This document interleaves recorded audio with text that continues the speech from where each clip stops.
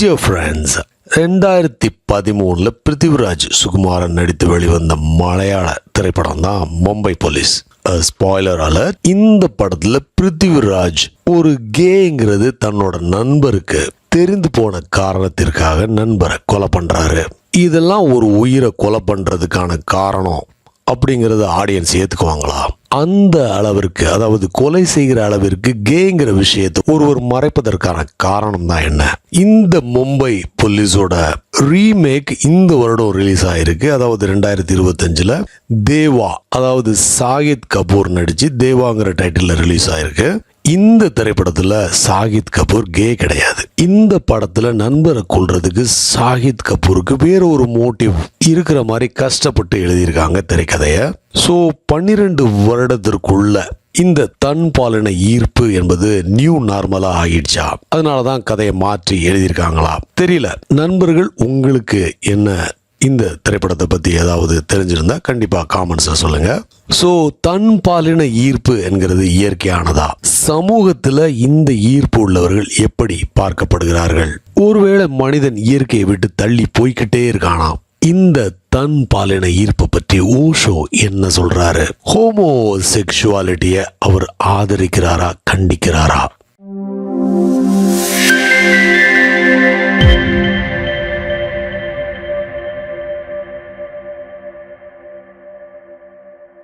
Truth is never compassionate or is always compassionate. உண்மை சில நேரங்களில் கொடூரமாக தெரியும் அல்லது சுகமானதாக இருக்கும். அது உங்களை பொறுத்தது. அதை எப்படி பார்க்கிறீர்கள் என்பதை பொறுத்தது.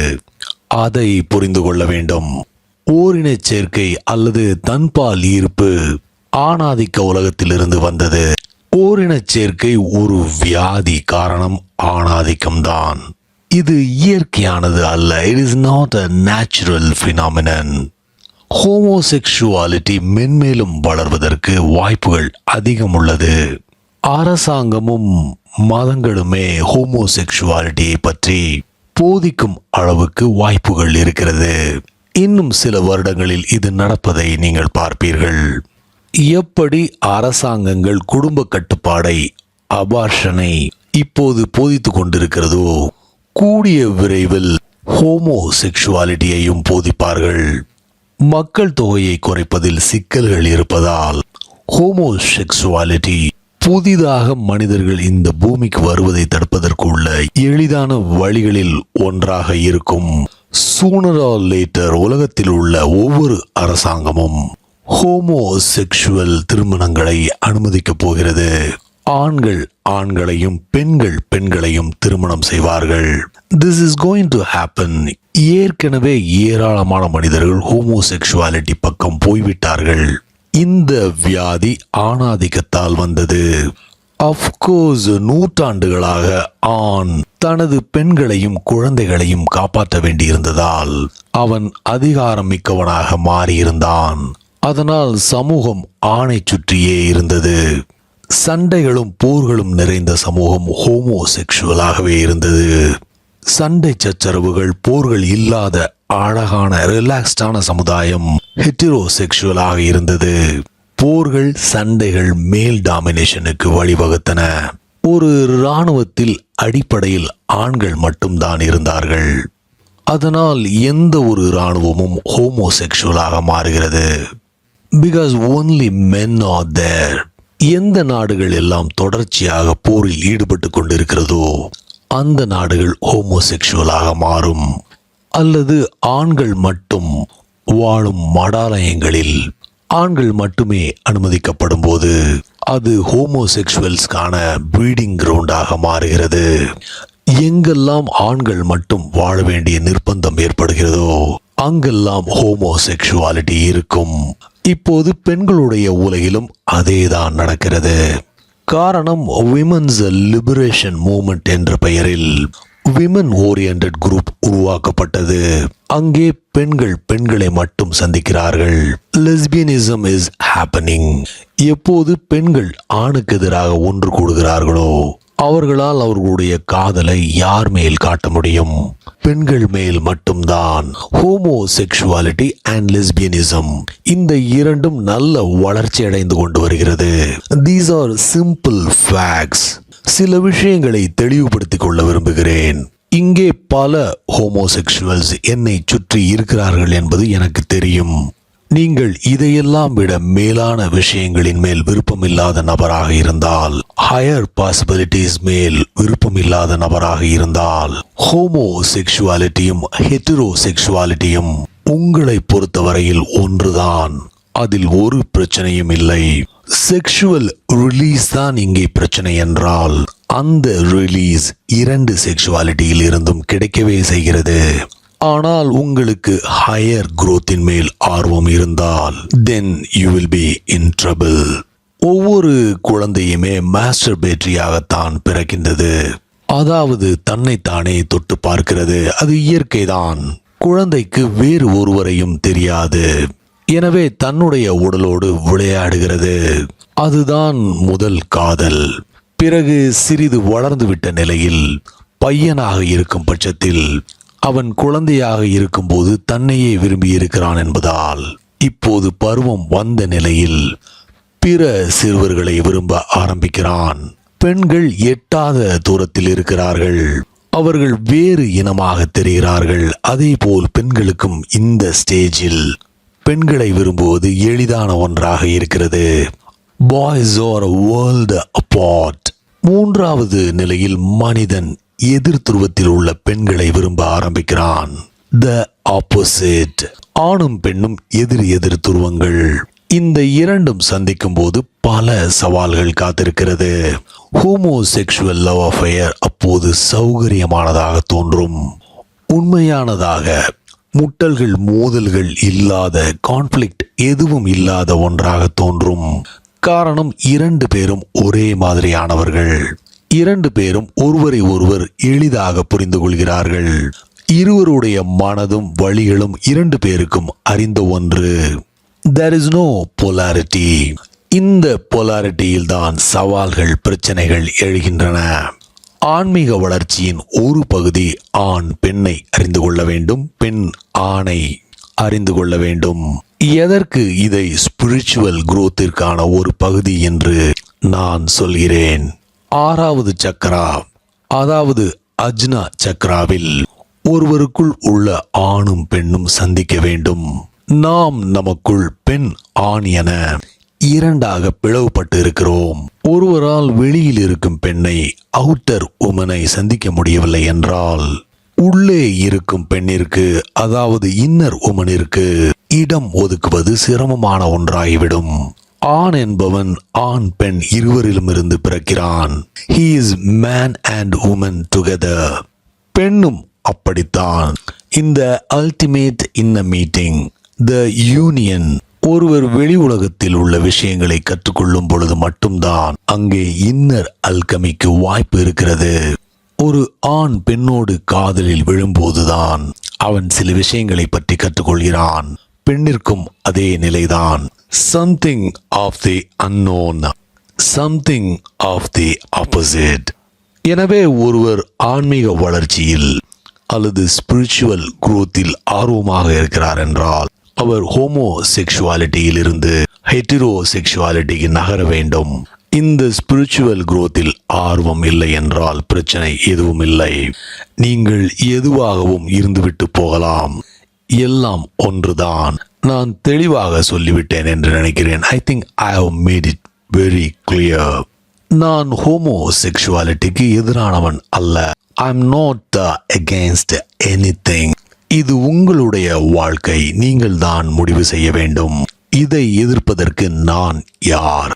எவ்வளவுக்கெவ்வளவு ஒரு ஆண் வெளியில் இருக்கும் பெண்ணை அல்லது ஒரு பெண் வெளியில் இருக்கும் ஆணை புரிந்து கொள்கிறாரோ, அவ்வளவுக்கு அவ்வளவு அவர்களால் இன்னர் பொலாரிட்டியை புரிந்து கொள்ள முடியும். அப்போது ஒரு நாள் உங்களுடைய ஆறாவது சென்டரில், அதாவது எதை யோகா அஜ்ன சக்ரா என்று சொல்கிறதோ அதைத்தான் நான் சூப்பர் கான்சியஸ்னஸ் என்று சொல்கிறேன். இந்த ஆறாவது சென்டரில் பெண்ணை புரிந்து கொள்வதற்கோ ஆணை புரிந்து கொள்வதற்கோ பெரிய உதவியாக இருக்கும் என்பதை உணர்வீர்கள். Now you can use them for your inner alchemy. So நான் மீண்டும் சொல்கிறேன், இங்கே பல ஹோமோசெக்சுவல்ஸ் இருக்கிறார்கள், லெஸ்பியன்ஸ்களும் இருக்கிறார்கள். இவர்கள் ரிவல்யூஷனரி பீப்புள். இவர்கள் ஆர்த்தடாக்ஸ் ஆன மனிதர்கள் அல்ல. இவர்களுடைய செக்ஷுவல் லைஃபில் புது வழியை கண்டுபிடித்திருக்கிறார்கள். இயற்கையிலிருந்து விலகி சென்றிருக்கிறார்கள்.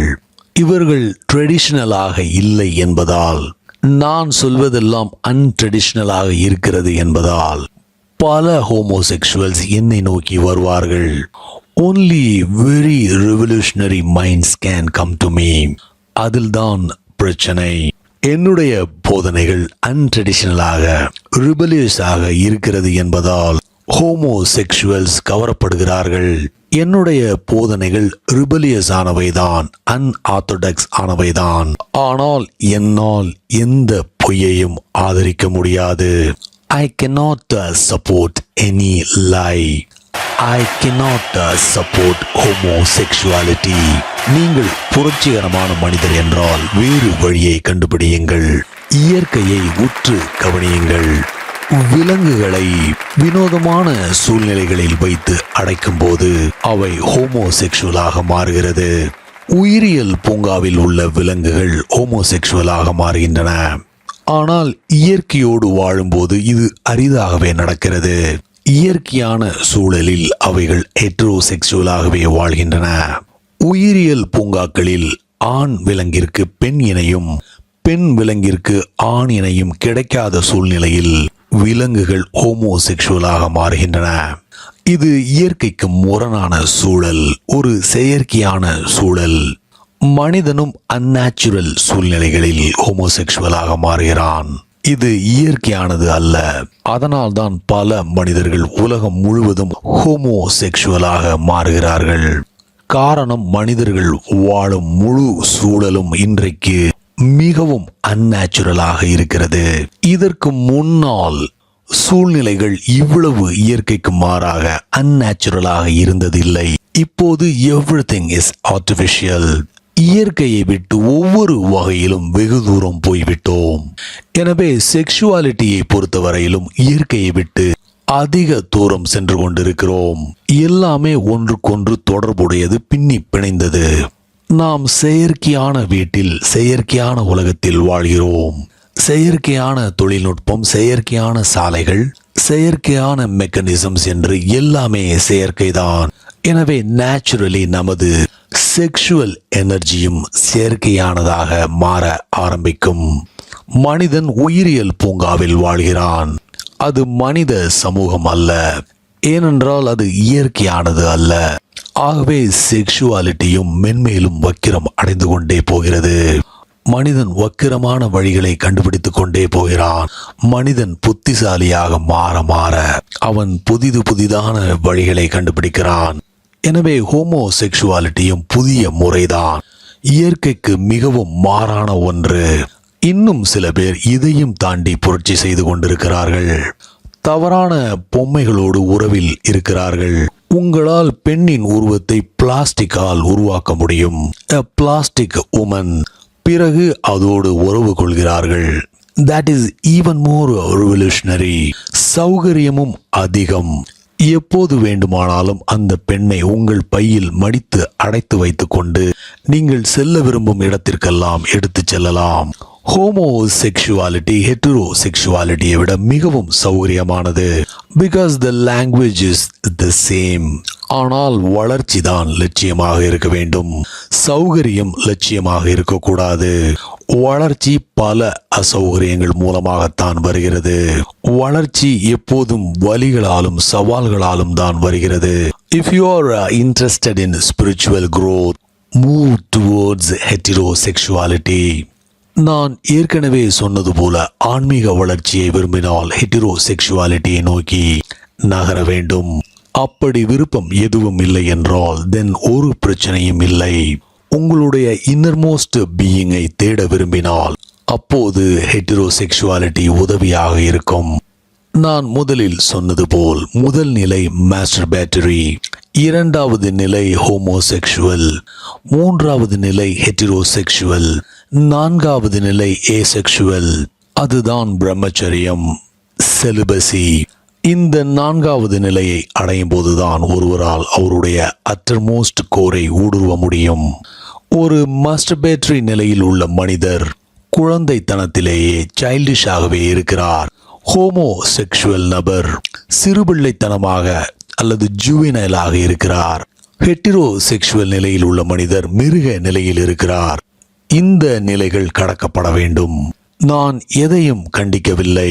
Remember always, I have no condemnation for anything.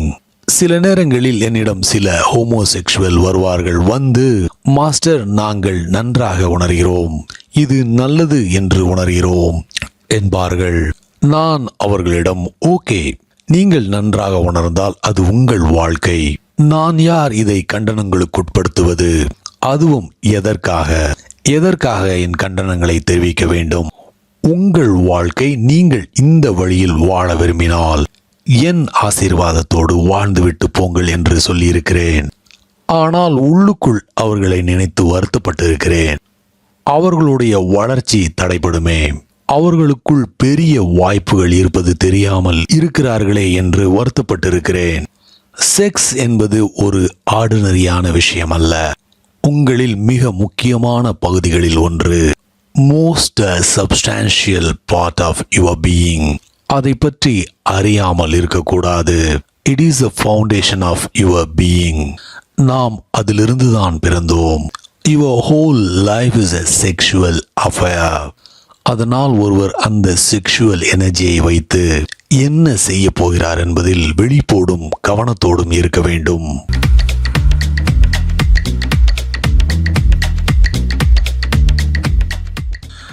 Thanks for வாட்சிங். முடிந்தளவு உங்களோட நண்பர்களோட வீடியோவை ஷேர் பண்ணுங்கள்.